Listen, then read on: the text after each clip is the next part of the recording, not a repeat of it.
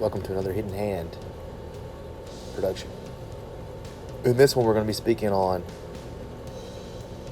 the precursor to the counterintelligence program, or COINTELPRO as it is popularly known, and that is Operation PBSUCCESS.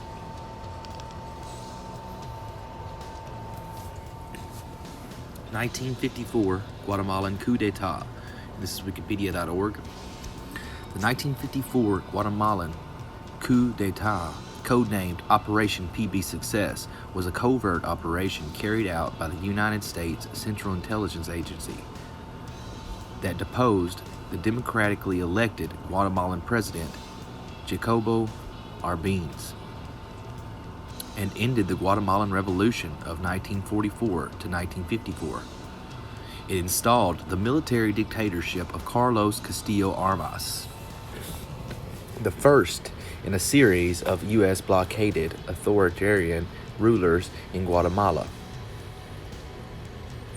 U.S. President Dwight D. Eisenhower and Secretary of State John Foster Dulles, the advocate of the 1954 Guatemalan coup d'etat that installed the right-wing dictatorship.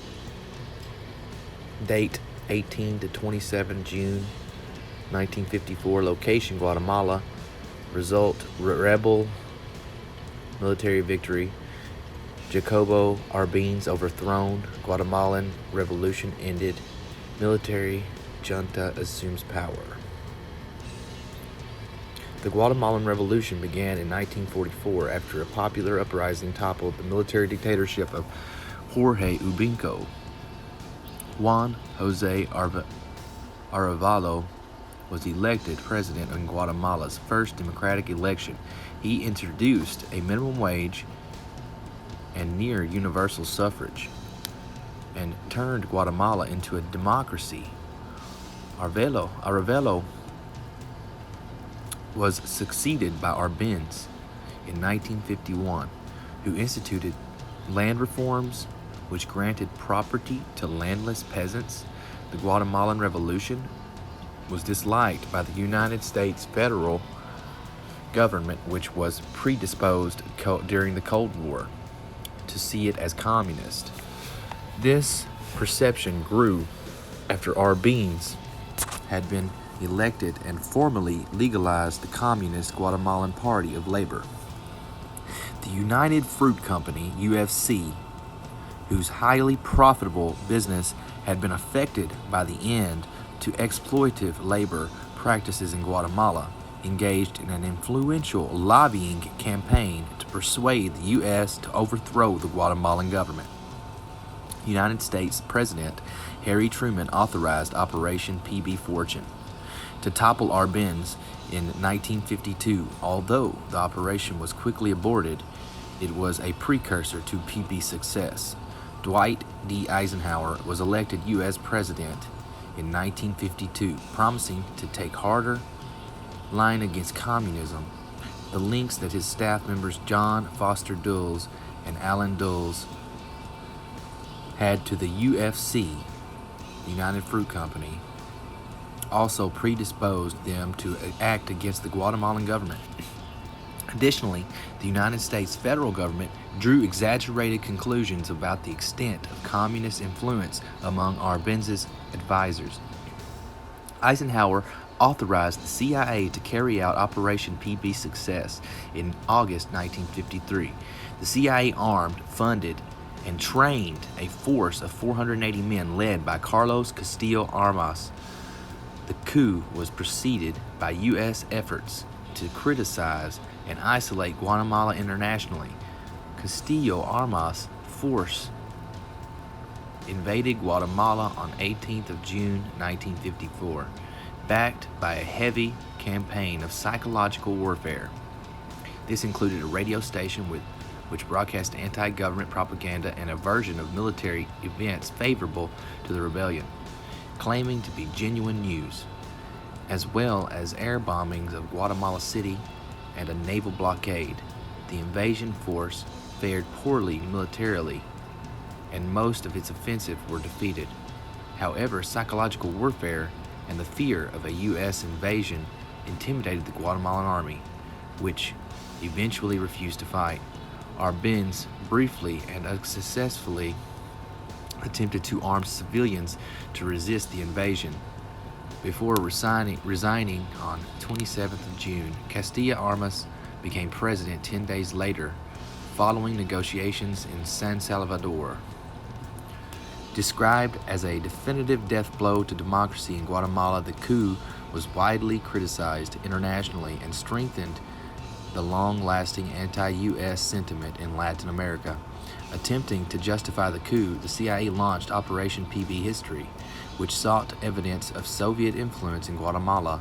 Among documents from the Arbenz era, the effort was a failure. Castillo Armas quickly assumed dictatorial powers, banning opposition parties, imprisoning and torturing political opponents, and reversing the social reforms of the revolution. Nearly 4 decades of civil war followed as leftist guerrillas fought the series of U.S.-backed authoritarian regimes whose brutalities included a genocide of the Maya peoples. Wow. That's pretty much exactly how I learned it when I was in college. And this is going to be NSA Archive 2.gwu.edu. All right, let's see. CIA and Assassinations, the Guatemala 1954 Documents. Edited by Kate Doyle and Peter Kornblue. National Security Archive, Electronic Briefing Book Number 4. Washington, D.C. These documents, including an instructional guide on assassination found among the training files of the CIA's covert Operation PBSUCCESS, were among several hundred records released by the agency on May 23, 1997, on its involvement in the infamous 1954 coup in Guatemala. After years of answering Freedom of Information Act requests with its standard, we can neither confirm nor deny that such records exist. The CIA has finally declassified some 1,400 pages of over 100,000 estimated to be in its secret archives. On the Guatemalan destabilization program, the agency press release stated that more records would be released before the end of the year. An excerpt from the assassinations manual appears on the op-ed page of the New York Times on Saturday, May 31st, 1997. A small, albeit dramatic, release comes more than 5 years after the CIA director Robert Gates declared that the CIA would open its shadowy past to post-Cold War public scrutiny, and only days after a member of the CIA's own historical review panel was quoted in the New York Times as calling the CIA's commitment to openness a brilliant public relation snow job. C. Tim Weiner, CIA's openness derided as a snow job. New York Times, May 20, 1997. Arbenz was elected president of Guatemala in 1950 to continue a process of socio-economic reforms that the CIA disdainfully refers to in its memoranda as an intensely nationalistic program of progress colored by the touchy anti-foreign inferiority complex of the Banana Republic. The first CIA effort to overthrow the Guatemalan president in a CIA collaboration with Nicaraguan dictator Anastasio Somoza to support a disgruntled general named Carlos Castillo Armas and codenamed Operation PB Fortune was authorized by President Truman in 1952. As early as February on that year, CIA headquarters began generating memos with subject titles such as Guatemalan Communist personnel to be disposed of during military operations, outlining categories of persons to be neutralized through executive action, murder, or through imprisonment and exile. The A list of those to be assassinated contained 58 names, all of which the CIA has excised from the declassified documents. PBSUCCESS authorized by President Eisenhower in August 1953, carries a $2.7 million budget for psychological warfare and political action and subversion. Among the other components of a small paramilitary war. But according to the CIA's own internal study of the agency's so-called K program, up until the day Arbenz resigned on June 27, 1954, the option of assassination was still being considered. While the power of the CIA's psychological war, codename Operation Sherwood, against Arbenz rendered that option unnecessary, the last stage of PBSUCCESS called for a roll-up of communists and collaborators. Although Arbenz and his top aides were able to flee the country after the CIA installed Castillo Armas in power, hundreds of Guatemalans were rounded up and killed. Between 1954 and 1990, human rights groups estimate the repressive operatives of successive military regimes murdered more than 100,000 civilians. Document 1. CIA and Guatemalan assassination proposals, 1952-1954. CIA history staff analysis by Gerald K. Haynes, June 1995. CIA records on assassination planning in Guatemala were first gathered pursuant to a Freedom of Information Act lawsuit filed on 1979. All of them were withheld on national security grounds. At that time, in 1995, the CIA historical staff rediscovered these records during a search of Guatemalan materials to the declassified as part of the agency's openness program. Staff historian Gerald Haynes was assigned to write this brief history of the operations. He concluded that as early as 1952 of January, CIA headquarters began compiling lists of individuals in Arbenz government to eliminate immediately in event of a successful anti-communist coup. Planning for assassination include budgeting, training programs, creation of hit teams, drafting of targets, lists of personas, and transfer of armaments. Haynes writes that until the day that Arbenz resigned in 1954, on June, the option of assassination was still being considered. The CIA, according to the history, did not implement its assassination strategy, but the declassifiers of the study and other related documents have deleted the names of the target individuals, making it impossible to verify that none of them were killed during or in the aftermath of the coup. Document 2, a study of assassination, unsigned, undated. Among the documents found in the training files of Operation PBSUCCESS and declassified by the agency is a study of assassination, a how-to guide book in their art of political killing. The 19-page manual offers detailed description of the procedures, instruments, and implementations of assassination. The simplest local tools are often much the most effective means of assassination. Counsel the study. A hammer, axe, wrench, screwdriver, fire poker, kitchen knife, lamp stand, or anything hard, heavy, and handy will suffice. For an assassin using edged weapons, the manual notes, in cold clinical terms, puncture wounds of the body cavity may not be reliable unless the heart is reached. Absolutely reliability is obtained by severing the spinal cord in the cervical region. The manual also notes that to provide plausible denial, no assassination instructions should ever be written or recorded. Murder, the drafters state, is not morally justifiable, and the persons who are morally squeamish should not attempt it. Document 3, selection of individuals for disposal by junta groups. One of the many assassination lists compiled by the CIA during planning for Operation Success, as the memorandum indicates, the chief of one of the CIA's divisions involved in the coup, the division title has been deleted, requested a list of names by Arbenz government leaders. members of the Communist Party and individuals of tactical importance whose removal for psychological, organizational, for others reasons is mandatory for the success of military action. The memo asks that the CIA personnel read through the list and initial the names of those who should be included on a final list of disposees.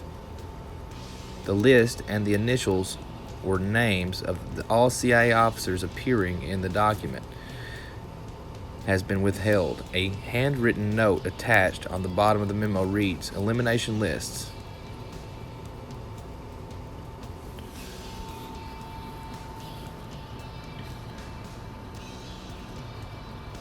Document 4. Excuse me.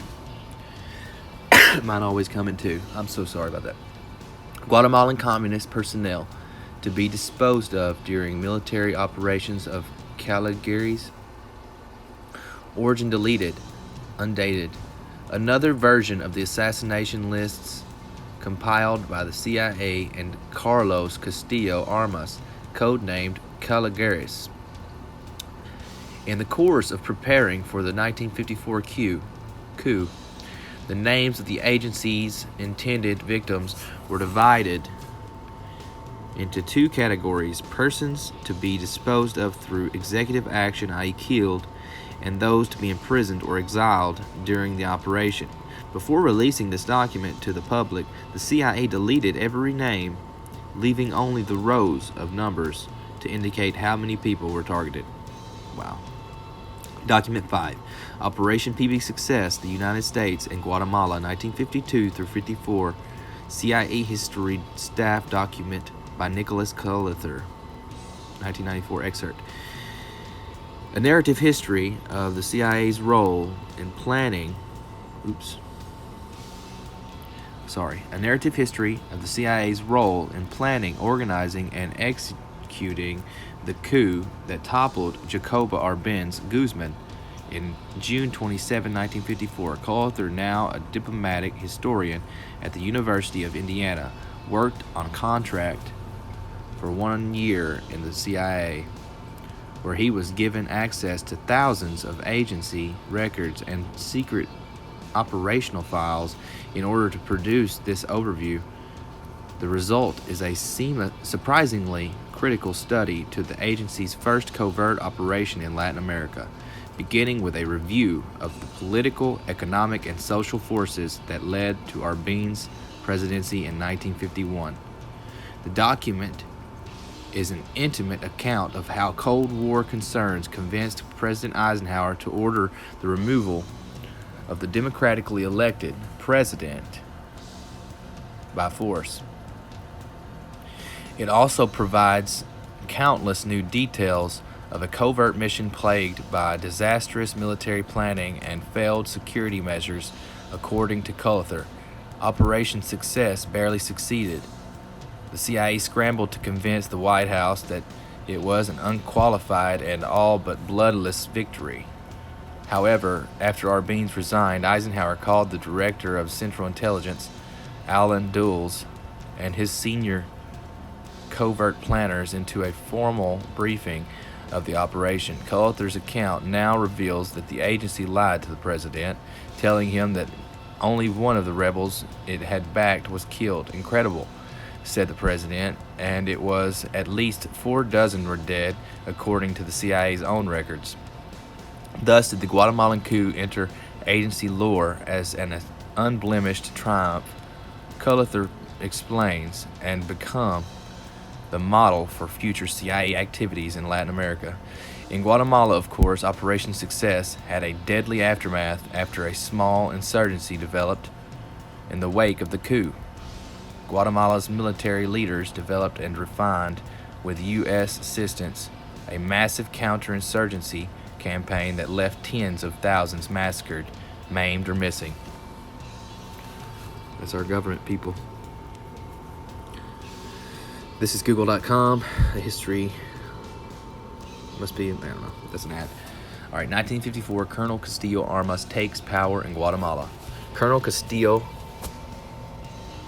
Armas is elected president of the junta that overthrew the administration of Guatemala President Jacobo Arbenz Guzman in late June 1954. The election of Castillo Armas was the culmination of U.S. efforts to remove Arbenz and save Guatemala from what American officials believed to be an attempt by international communism to gain a foothold in the Western Hemisphere. In 1954, Guatemala went through a revolution, 1944, that saw the removal of a long-time dictator and the establishment of the first democratically elected government in the nation's history. In 1950, Guatemala witnessed another first with the peaceful transfer of power to the newly elected President Arbenz. Officials in the United States had watched the developments in Guatemala with growing concern and fear. The Guatemalan government, particularly after Arbenz came to power in 1950, had launched a serious effort at land reform and redistribution to Guatemala's landless masses. When this effort resulted in the powerful American-owned United Fruit Company losing many acres of land, United States officials began to believe that communism was at work in Guatemala. How convenient, right? By 1953 and into 54, the United States government was intent on removing Arbenz from power, and the Central Intelligence Agency was given the task by President Dwight D. Eisenhower. The CIA established a multifaceted covert operation codenamed PBSUCCESS. Beginning in June 1954, the CIA saturated Guatemala with propaganda over the radio and through leaflets dropped over the country, and also began small bombing raids using unmarked planes. It also organized and armed a small force of freedom fighters, mostly Guatemalan refugees and mercenaries headed by Castillo Armas. This force, which never numbered more than a few hundred men, had little impact on the subsequent events. By late June, the Arbenz government, diplomatically and economically isolated by the United States, came to the conclusion that resistance against the giant of the North was futile, and Arbenz resigned on June 27th. A short time later, Castillo Armas and his army marched into Guatemala City and established a ruling junta. On July 8, 1954, Castillo Armas was elected president of the junta. For the United States, the election of Castillo Armas was the culmination of a successful covert operation against international communism. Secretary of State John Foster Dulles declared that Guatemala had been saved from communist imperialism. The overthrow of Arbenz had added a new and glorious chapter to the already great tradition of the American states. Many Guatemalans came to have a different perspective. The new regime rounded up thousands of suspected communists and executed hundreds of prisoners. Labor unions, which had flourished since 1944, were crushed, and the United Fruits lands were restored. Castillo Armas, however, did not long enjoy his success. He was assassinated in 1957. Guatemalan politics then degenerated into a series of coups and counter-coups coupled with brutal repression of the country's people. And I'm going to go ahead and say it. It was probably our government doing the coups and the counter-coups. I mean, somebody's like, well, this is my country now. Step off. You know, you helped me get here, but I can handle it from here. Get out of here. And the United States says, okay, whatever. Put him down. We'll put another one out there that'll do what we say. And then power goes to every man's head. So eventually that man's just going to have to be killed so that they can put another person in power. It's a dirty game, and that's the way our country plays it. And they have been playing it for a long time, people.